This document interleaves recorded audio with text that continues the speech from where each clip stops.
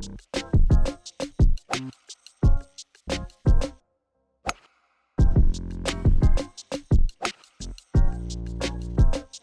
driving with the queens on the green. Queens out on the green. Who we are, it don't change. Score so low, it's insane. Out driving with the queens on the green. Queens out on the green.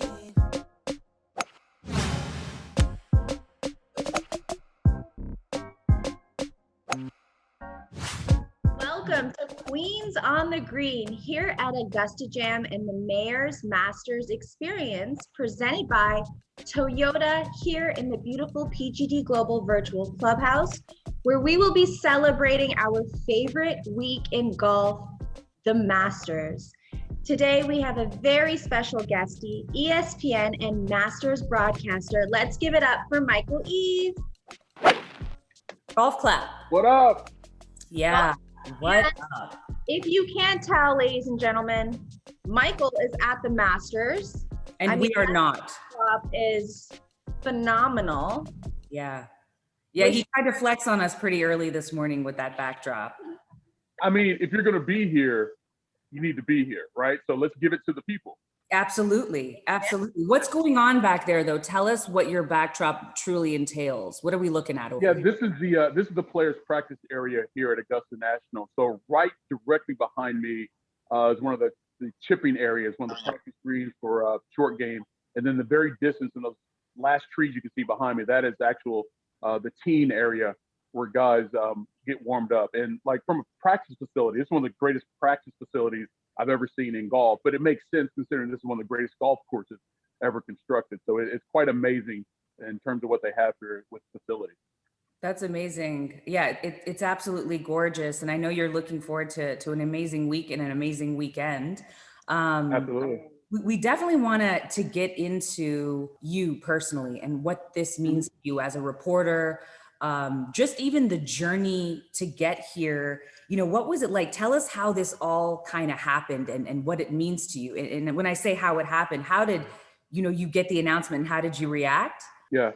Well, I mean, let me start by saying, like, I'm a golf nerd at heart. I started playing when I was really, really young. Probably had my first set of like sawed-off clubs at like 7, maybe 8 years old. My dad played, so I wanted to be around him as much as possible. So he's like, well, if you're going to be around me, I'm going to be on the golf course. So let's teach you how to play properly. Where did you grow up? A small town in southwestern Kentucky. Oh, wow, okay. And we were fortunate to have like a lot of land at my house. So I was able to practice golf in my backyard, actually. So that was a huge benefit of growing up in the country. But I've just been, just enamored with the game. And if you're enamored with golf, this place right here, Augusta National, holds a special place in your mind because of the history that's happened here and just everything about it. And so, from the time watching the tournament as a kid, I knew every hole in the golf course. I knew pretty much every shot on the golf course. And I always one day, just wanted to come here and just walk the golf course so I could feel the golf course. I wanted to feel how steep it is going down number 10, or what is that slope coming up number 18, and the slope of the green at 16. I wanted to feel all those things because I've seen them for so many years. And then when I finally got the opportunity to come here with ESPN as part of their SportsCenter coverage, I was so geeked to have that opportunity, right? I felt like a little kid. And I did something after that first week that I've never done in my professional career. Mike McQuaid, who runs our golf department at ESPN, I pulled him aside afterwards and thanked him for the opportunity. And that sounds like kind of like, yeah, whatever, dude. You should be thankful, of course. But like, I've been doing this for a long time. I've been doing this for like almost 30 years in terms of sports broadcasting. And so I've done a lot of cool stuff. And quite honestly, if you put in the work and you get to a certain point, you should be there for a reason. And they wouldn't put you on the telecast if they didn't think you were capable of doing the job, right? So, but I was so appreciative of that moment. I really took the time to thank him for that. And then now to be actually on the telecast on Thursday and Friday, conducting the player interviews after the rounds, that's the next step up. And I was even more appreciative for that moment, because if you really think about it, in the history of this event, right, all those years that CBS had it, and now that ESPN has the first 2 rounds, there's only been a handful of people who actually appeared on the telecast, right? Mm-hmm. So to be included in that finite number of people is a huge honor, and it's literally the pinnacle of my career. That's amazing. I mean, just to kind of hear your journey and your passion for the game is incredible. How how do you think, this week is going to shape out? What are you looking forward to the most at, from broadcasting perspective? What are you really looking Yeah, forward to? I don't root for players. I root for stories. Mm, And like what, there's always, you know, every game has a story. There's always a narrative, and we think we know what the storyline will be before it starts. But once it starts, it develops how it develops, right? Because no one thought about Patrick Reed a couple years ago, or Sergio Garcia, or Danny Willett. If we keep going back, and even Tiger coming back in 2019, the way he won, that was a tremendous story, right? Bryson just sure, Mike, yes, and Mike Weir, Canadian. Mike Weir, like yeah, we're Canadian, no one thought so we that. love Mike Weir. Right, exactly. We could go on, all the way down the list of players. Like we didn't think that Zach Johnson was going to win, right? Oh yeah. Trevor Immelman. There's a bunch of people like you think, oh, that story developed. A lot of people didn't think about it. Or even last year, Bryson DeChambeau was the overwhelming majority favorite coming into the tournament last year, and he struggled. And Dustin Johnson finally won the green jacket. We thought he should have won 3 years ago, right? Mm-hmm. So I root for stories, and I think maybe the two best stories that could develop here this week would be Jordan Spieth winning again a second green jacket, especially after the comeback with the struggles with his game. He got the win last week in Texas. He can win back-to-back weeks. That would be a tremendous story. Or Rory McIlroy, because he has struggled with his game as of late, and now this is his 7th attempt to become the 6th player to complete the career Grand Slam, right? And he has so many demons here. I think those are the two best stories that could develop. But you know what? Something else could happen. I'm like, damn, I didn't think about that one. That's also a great story. That I love that you just said Rory McIlroy, because we've kind of really watched his journey, and he since he was a kid. Yeah. I want to ask you a really fun question. So every morning you get to drive down Magnolia Lane, which is absolutely no, I don't. No. The only people who get to drive down Magnolia Lane are members at Augusta National and the players in the field. That lane is reserved specifically for those two groups of people. Now, I drive over Magnolia Lane to get to parts of the area of the golf course where we're allowed to go, but only members and players get to drive up Magnolia Lane. Oh my God. Well, this is why we need to all be best friends with Dustin Johnson. Right, just be in the car with him when he rolls up, no doubt. I want to ask you though, if you were to drive down Magnolia Lane, what song would you jam out to? What is like your go-to song? What are you jamming it out to right now? I'm kind of like an old soul at heart. So one thing I love right now, I do love Silk Sonic with Anderson .Paak and Bruno Mars, because their sound with Leave the Door Open is like an old school kind of R&B feel, and I really love that. I don't think that would be my hype song coming up Magnolia Lane, but I will say this though, like there is an opportunity to drive up Magnolia Lane. Okay. Because on Mondays after the tournament, they have, a lottery for members of the media who are allowed to play. I don't think they're going to have it this year. They didn't have it last year. I don't think they're going to have it this year. But if you are selected for the lottery, you are treated like a player for that day. You get a spot in the locker room. You get to drive up Magnolia Lane. You're assigned a caddy based on, the time you check in, and you get to go and play the golf course, right? So that would be that opportunity. So I'm hoping, at some point, to get that opportunity to be able to play the actual golf course. But I might have to rock some Kendrick Lamar coming up Magnolia Lane though. Like I gotta get my mind right. Like, yo, I'm about to do this right now. Like, hype me up. Okay, which song? Which Kendrick? Because he's got some. He does. Like he and J. Cole are two of my favorite artists, like of the younger generation. I just think they're very smart, and kind of like the thought process they bring to their music to me is refreshing, quite honestly. I'm not a mumble rap dude, so like I'm old. That's fine. I might have to go all the way back to his debut album, Good Kid, Mad City. But I could go something for the Black Panther soundtrack too. See, now you got me thinking. I don't know. Like, it's got to be something to get my mind right coming up Magnolia Lane. So I'm about to go post a score. I'm gonna shoot something. I'm just getting you prepared. Yes, you are. You got me a lot to think about already. Haven't even gotten the invitation yet, but I'm already picking up music for it. I see you. So, Michael, what you're doing is monumental. The fact that you're there, what it means to to all ethnicities. You know, both Seema and I have played golf professionally, pretty much at every level. You know, we started Queens on the Green because we wanted more women to get in the game. We want more women of color to feel like they belong, and golf can be for them. For you, for all those young journalists of all ethnicities, you know, do you see golf as being brighter and more inclusive, because you are this week really setting the bar, and what does that mean? I take a lot of pride in it, and I also accept the responsibility that comes with it. And that's something my father instilled in me a long time ago. And quite honestly, where I grew up in southwestern Kentucky, I was a adopted biracial kid raised by Black parents in an all-white town, right? So I understand every aspect of race in this country. And there have been a lot of things that I've done where I was the first person of color to do that, whether it was, locally where I live, statewide, competing in the state high school golf tournament, my senior year of high school. Like I've understood the responsibility that comes with that. It's unfortunate so often in our society that the first person of color to do something will dictate every other person of color behind them try to do the exact same thing. Right. And if you go back to 1975, when Lee Elder was the first Black player to play the Masters, he felt that same responsibility because he knew he had to represent something greater than himself. Same way with Jackie Robinson with the Dodgers in the 1940s. He represented something bigger than himself. And that has been part of the fabric of America from an unfortunate standpoint. Now, granted, 2021, it's not like it was with Jackie Robinson or even Lee Elder 46 years ago. But I do understand in some eyes that I represent more than just Michael Eaves. And I will take that responsibility. I'm fine with doing that. And then hopefully the next person comes behind, and the next person comes behind, and we're not thinking about it anymore. Right. But it's something that people of color, we have to deal with, whether we want to or not. And if you accept it, then I think you can cause some greater change by understanding that that is part of the responsibility. Wow, that's beautiful.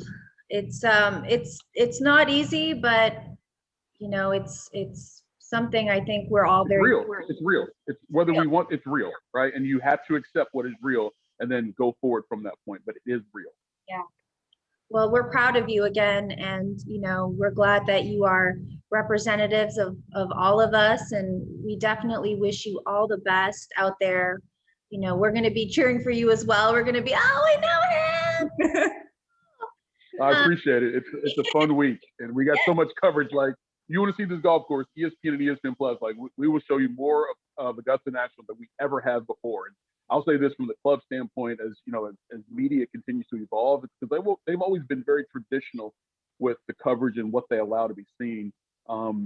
They are opening up to new ideas, innovation, and technology. And as a result, people are getting to see parts of the golf course they've never seen before, especially with the drone shots, because this is such a beautiful piece of property. Even if you didn't play golf, just walk this property. It's a glorious walk, to say the least. Shout out to ESPN for always being creative and innovative with sports. Yeah. We do like to push the bar, right? And some of the camera angles and the drone shots and graphics and things that we've been able to do here the last couple of years, it's really just giving you a better perspective. Because my thing is, like, because this is such a difficult place for people to visit, right? It's hard to get a ticket as a patron. It's, not everyone's going to be a professional golfer to come here or even work on the television and media crews. I always want to have people at home get as much perspective of this place as possible. And through technology, thankfully, we've been able to do that the last couple of years. I love it. Michael, I want to let you know that the last couple of times we've been out there, 2017 and 17 and 18, we brought Snoop Dogg to the Masters in 2017. I remember when Snoop was here. Thanks for the invite, by the way. You're always invited. Jay Harris was all here. Jay Harris was. Yeah, I know. Yeah, and then 2018, we brought Little John and Nelly to the Masters, which was more fun. I mean, Snoop and them were amazing, but really celebrating diversity, right, in the game of golf. No one would have ever thought Snoop and Nelly and Little John would be at the Masters performing right outside the gates. And we never thought as little girls that we would A, go to the Masters, and B, go with Snoop, Nelly, and Little John. So again, going back to diversity, making sure that we are inclusive, making sure that we are celebrating one another, and we are scribbling outside the lines. We are, you know, playing with tradition a little bit. Yeah. I think that's important. Yes, it's, you know, staying inside the box is important, but we really like to scribble outside the lines. And so that was a really fun experience for both Nisha and myself to be able to do that and have fun with it. And hopefully next year we'll be back out there with someone fun. Maybe it's Kendrick Lamar. I'll say this, like the core of golf is not professional golf. The core of golf is going out with your friends and your family and playing where you play, right? And what you're talking about, Seema, is bringing more people to the game, and that's going to be the lifeblood of the game going forward. Like, take example like Schoolboy Q, right? He's in love with golf. He can't get enough of it. Macklemore picked up the game. Right. He's involved in the sport. And you go to like other athletes from other sports. I enjoy, you know, playing with guys who played other sports at a high level, and then seeing them compete with their friends. Like Torrey Hunter is a good friend of mine. Chris Paul, we played a lot of golf together. Like those guys, bringing them to the game and seeing them fall in love with it. Grant Hill, for example. Grant Hill lived at Isleworth there in Orlando, and he came to the Clippers when I was doing Clipper games, and he had never played the golf course prior to me going out there with him because we were in Orlando on a road trip. And now he's out there all the time because he has enjoyed the game as well. Like seeing those types of people involved. And then if you take it beyond that, whether it's the First Tee program or getting kids scholarships at HBCUs through golf, that's how you can really expand it and bring more people and more diversity to the game itself. It's not about necessarily going to the Masters or the US Open. It's about what golf can do for you individually and also locally wherever you live. Absolutely. I totally agree. If it's one thing that I've learned, and Nisha, I don't know if you feel the same way, but if it's one thing that I've learned from playing professional golf, yeah, it's about going out and shooting 65 and trying to win the tournament. Right. There's so many amazing lifestyle components that come with the game of golf, right? Like the relationship builder, the travel, the food, the wine, music. It is a lifestyle.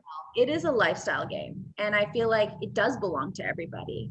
It is about, and it's not just about great wine. It could be like a nice tequila, right? Like I went to Mayakoba a couple years ago, you know, in Playa del Carmen, Mexico, for an event, and I discovered this new tequila that I'd never even heard of before, and now it's like one of my favorite tequilas. Like, what is it? The things that it's a Maestro Dobel. It's a white reposado. They're hard to find, and it is delicious. But then, like, so for example, Abraham Answer, who's in the field here this week at the Masters, he just started a new tequila called Flecha Azul, which is very highly rated. So, like you said, from a lifestyle standpoint, like, it can take you places and give you new experiences that you wouldn't have otherwise, except for the game of golf itself. I also just want to say that you can also have a cocktail, a Bloody Mary at 8 a.m. and no one judges you. No one needs to judge. Hey, look, here's my philosophy. You can't drink all day if you don't start in the morning. So that's so true. I have a fashion question for you. Speaking of lifestyle and how fashion is also part of lifestyle and it's important, do you have all your outfits planned for this week? How do you plan your outfits, and are they planned? How did you know that? How did you know that? Because she's the golf fashionista. Okay, that's so funny. Yes. So I got here Saturday, right? Okay. And my first on-camera hit was Sunday. And then I had 8 days that I have to be suited and booted, as we would say. And my wife and I, before I left, got all my suit, shirt, tie combos together, and we made a list. I literally have it every day. I know exactly what I'm wearing. It's sort of like the players here, right? Like, you know, their outfitters, whether it's Nike, Adidas, whatever, they have it scheduled throughout the week, especially on the weekends, especially during the tournament rounds. So I did the exact same thing when I come here, just because because I'll get confused on what I'm supposed to wear. So I literally have a day-by-day list of what I'm supposed to wear. Any shout outs to any designers? Like, are you wearing anything in particular? I am, but they ain't paying me for it. So no, they ain't get no shout out. Okay, so no shout out. Come on, Gucci. Wire him some money, folks. I'm like, do something. I'm right here. What's up? Well, hopefully Queens on the Green can make it happen. Okay. There we go. Right. I'm down. So since we're all going to watch you all week, we want to know if you can give us just a quick run through of your schedule. So like when you get up in the morning, you know, how are you, what are you doing? What are you eating? Okay. Give us a little rundown of how you're making your way into the broadcasting booth. Well, like each day's been a little different based on our programming and how it sort of ramps up towards the week. Like today, for example, we have covered live practice round coverage on ESPN Plus from 12 to 2. Right, so that is my primary focus today, is that 2-hour show that we have coming up starting at noon. And I'm a guy from a food and fitness standpoint. I do intermittent fasting. I only eat during a certain 8-hour window of the day, and it shifts. I'll move the window based on how late I have to work. Like if I'm at home and I have to do like a 12 o'clock, midnight sports center, I'll move that window later. So I haven't eaten anything yet today. Okay. I'll probably eat when we're done, and then I'll set that 8-hour window. And then, so that's today. Wednesday, I'll have Sports Center hits in the morning, and then I have Sports Center hits after our coverage early evening. And then Thursday, Friday, I have a little bit of early coverage before I get into our window of the telecast from 3 to 7:30. So that's a big window for me. And I'll be in the clubhouse area where we do our interviews after the rounds, is right by the scoring area there at Augusta National. It's not Butler Cabin where Scott Van Pelt and Curtis Strange will be. It's more on the other side of the clubhouse. So I'll be camped out in that room for about 6 hours between getting set early and then being there afterwards. And I'll do that Thursday, Friday. And once we get to Saturday, that's a whole different schedule because I'm there early before the coverage and also wrapping it up afterwards. So it's a lot, but I enjoy it. Like I tell my boss, Mike McQuaid, who keeps trying to say, dude, you've got this, you don't do. I was like, I will do as much as you allow me to do. So if you need to save me from myself, I understand, but I'll never say no to talking about golf, especially here at Augusta National. And we want to kind of give you, when we're there, one of our favorite spots is T-Bones. Have you checked that out yet? I've only been once. And it might have been like the second year I was here. Okay. The only time I've been. The more often I've come, the more I've been able to do. So that's by the time I'm done, I'm just trying to get some food and go like chill out and go to sleep. So I've only been once, but it was quite the scene. I'll put it that way. Yeah, me and Seema made our own green jackets because we knew that we would never win. Of course you did. Of course you did. Odds are we're not going to win. So probably not. No. We made our own green jacket. Michael. Zero. And we wear them around Augusta. And, of course as two Indian women that are roaming Augusta in green jackets, we enjoy it. We enjoy pretending that we're in Augusta and we won the Masters. I'm sure people love taking pictures with you too, right? Oh yeah. What are these girls doing? Like, fabulous. Are they members? Are they members? Yeah, are they? Is that Condoleezza Rice? So we got to. I mean, let's just keep it real. Who's your pick this week? I picked Colin Morikawa. Oh wow. Okay. Yeah, he's one of my favorite golfers to watch from a swing standpoint. And I told him, like, dude, I would give up my car just for your takeaway. Like his takeaway is so clean and efficient that I think if I can get it from up to there, I can handle the rest of it. It's just everything is just on point. He's already won a major. He's maybe one of the best. He may be the best iron player in the game today. And here at Augusta National, it is about your iron play because this is a second shot golf course. Yeah. The fairways are fairly generous for the most part, but you've got to put your approach shot not just on the green, but the right portion of the green, depending on where the pin is located that particular day. And I'll take his 6-iron over a bunch of guys' 9-irons, right? And I think if he's hitting it well, he's going to be in contention. The only thing that sometimes gets in his way, he needs to be a much better putter. But if you're hitting it close enough, everyone's a good putter. So he was my pick before the week, and I think it'd be a real cool story for him to win here in just his second start, because his first start was back in November after winning the PGA Championship. So I think he has a chance here. I like it. Nish, do you have a pick? I like Dustin Johnson and DeChambeau. Like I'm torn You between can't pick both. Nope. Pick one. Nope. It's not how to play. Pick one. Tough. He is That's tough. just like, no, you can't him and Haw. This isn't a horse race. You bet on everybody. You pick one dude. Who you got? Okay. We live in Vegas, so technically we can. Well, that's a good point. But that's also what, hedging your bets. Who does that? We are about to make a quick trip this afternoon to the casino. I'm going to have to go back to back. I'm gonna say Dustin Johnson back to back. All right, you do realize that the last person to win back-to-back Masters was Tiger 19 years ago, 20 years ago. No, 19, 20, yeah, 2001, 2002. The last time it happened. Are you doubting me right now? I didn't say I was doubting you. I'm just giving you historical facts to tell you that it's very rare that that's happened. There's only 3 people have done it. Only 3 people have ever won the Masters back-to-back years.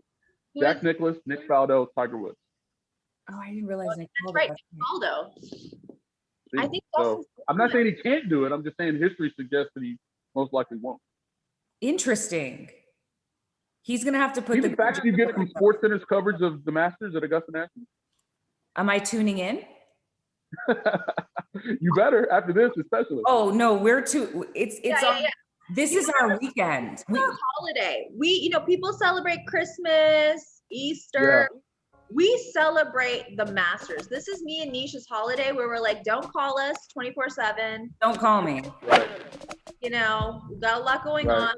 Bloody Marys in hand. I'm going to tell you a little something that I probably shouldn't say, but I sometimes drink my Bloody Mary on the treadmill while I'm watching the Masters. Real talk. So wow, that's next level. That's next level. I don't know if that dictates loving the Masters. And I'm on the mat in front. I'm not doing like I am literally sitting there on the mat. That's hysterical. Thank you so much, Michael. I know that you are a busy man. So we want to thank you so much for taking the time to come on Queens on the Green. We're so proud. We're so excited for you this week, and we cannot wait to tune in and watch you. Good luck, Michael, and you know where to find us. Well, ladies, it was great fun. Take care. Bye. Bye.